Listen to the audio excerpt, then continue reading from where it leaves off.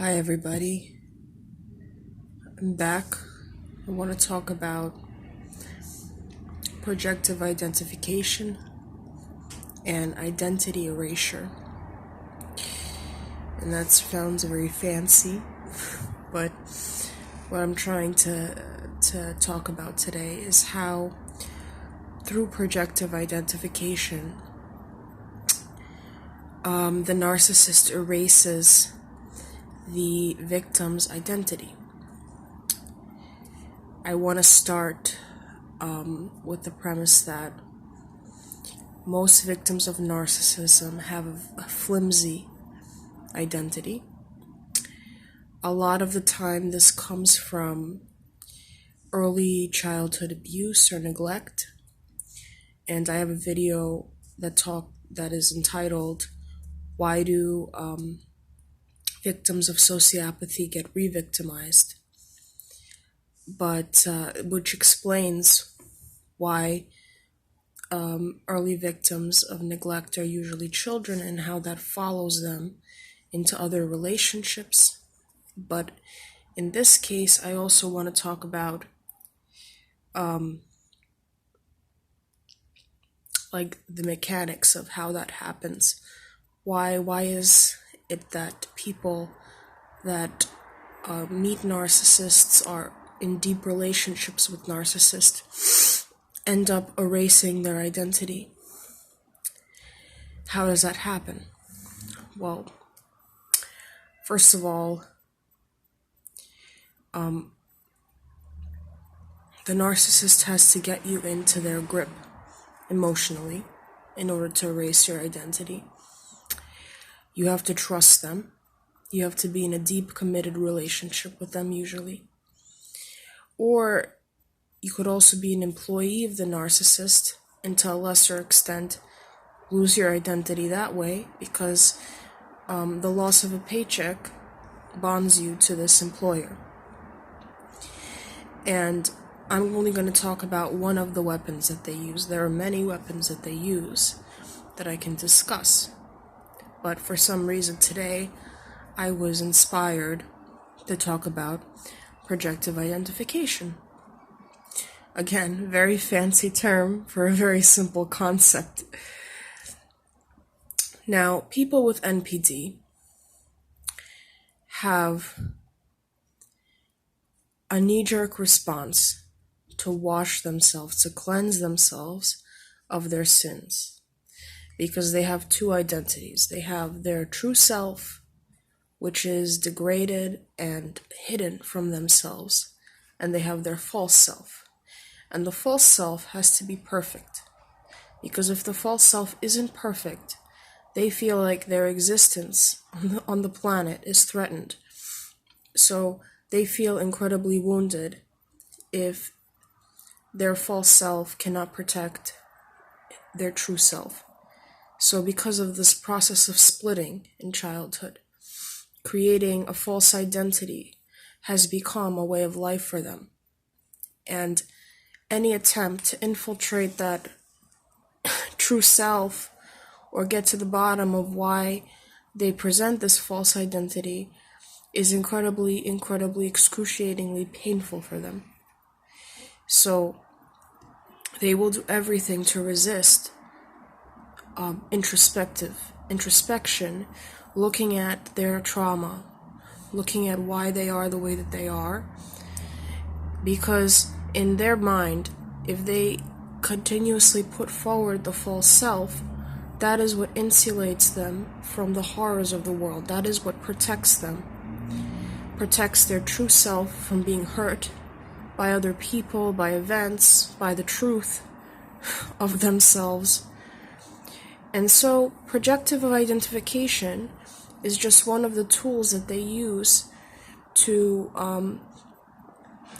enhance the false self and to basically prevent the rupture of the false self from happening, and for people so that people can see through them, so that people can maybe see their true identity, which is flawed, and they know it's flawed on some level, and they're very insecure about it. So what is projective identification? Projection is like the shorter term to describe projective identification. It's when you take negative traits or traits that you don't want and you see them in other people. So traits that you don't want to confront within yourself.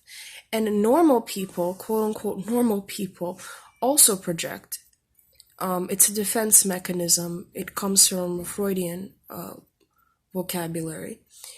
It's a defense mechanism. So let's say I am insecure about the way that I look on a particular day. I may project that onto another person and tell them, well, I think that you're insecure about the way you look, and that's why you're not going to the dance, for example. So I've taken my own insecurity and I've transposed it onto another person that doesn't possess that quality. Or for example, I can feel as though I'm a procrastinator, and I may know this about myself, but I've sort of pushed it out of my consciousness, and I don't fixate on it, but it's a fault that I have, and I know that I have it.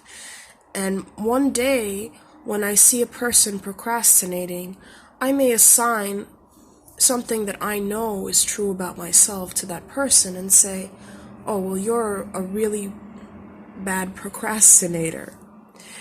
So you're projecting your feelings, your emotions onto other people, and usually there's a negative connotation that's attached to projection, because projection is kind of ridding yourself of the traits that you don't want to see in yourself or that you don't want to admit to yourself.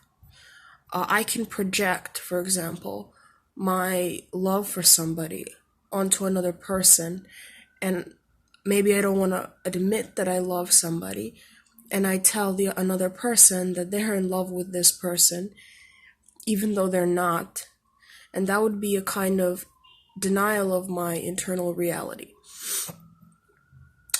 The difference between the neurotype and the narcissist, though, is that for the narcissist, a lot of the time, projection is an unconscious process.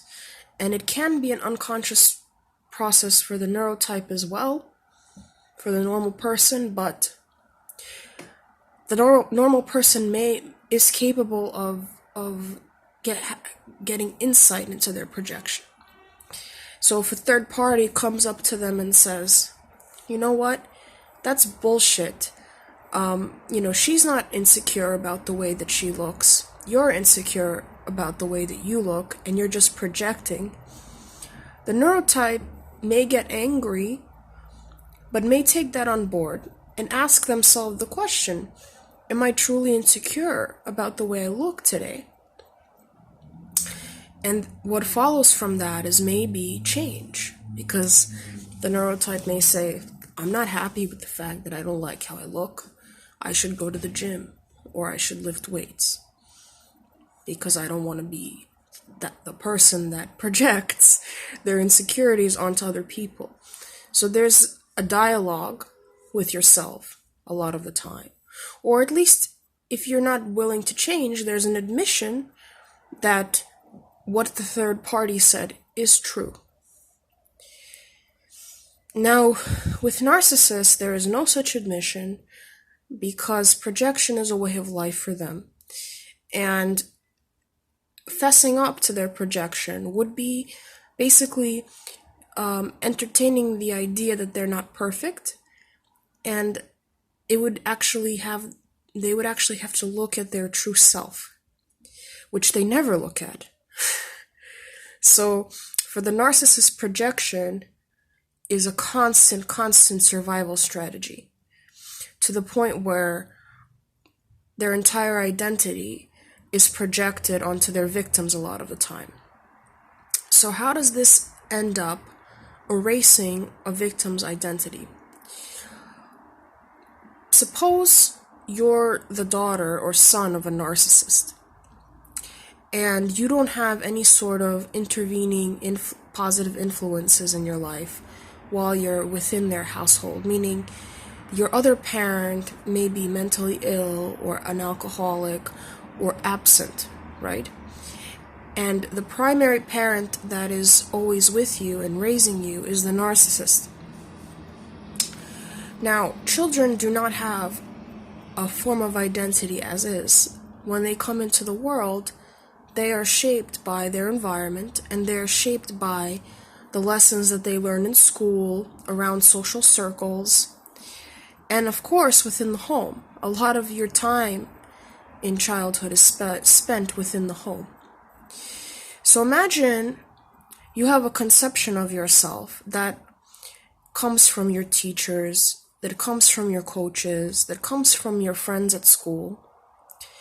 But part of your conception about yourself also comes from the narcissistic parent. And the extent to which it comes from the narcissistic parent also has to do with how often you see the parent. So if you're lucky, the narcissistic parent will try to minimize contact with you for some reason.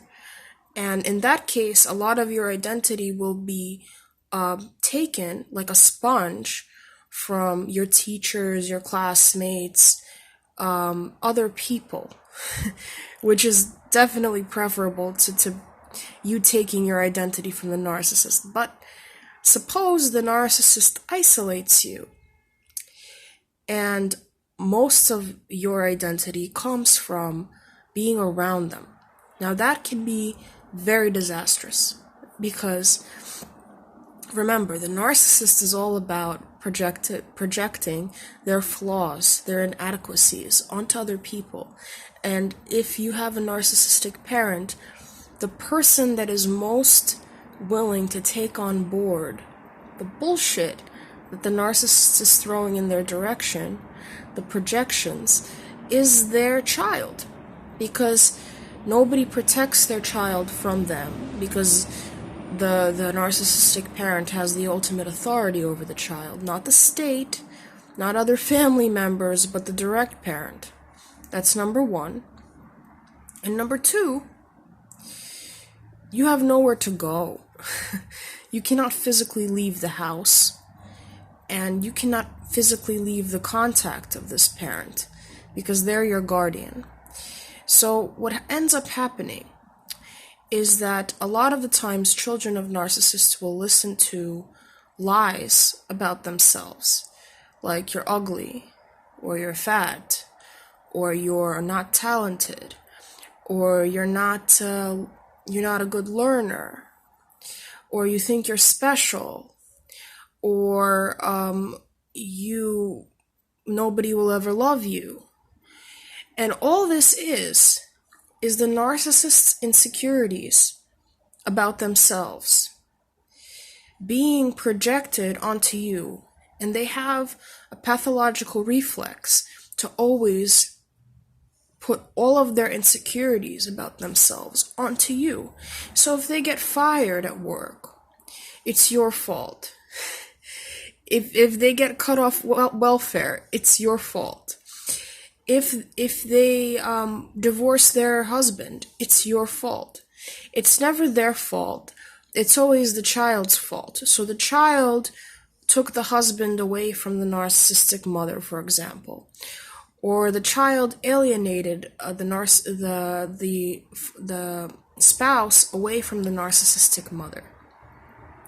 Narcissist is not capable of evaluating what led to the end of their relationship, no matter how awful they treated this person. They will never admit that it's their fault that somebody left them, or that they have some sort of culpability in this situation. So the lack of identity combined with projective identification leads to distorted thinking within the child about their own identity. They start taking these negative traits on board, even though they don't belong to the child. So the child is not fat, is not ugly, is not insincere, is not selfish, is not etc. And many times when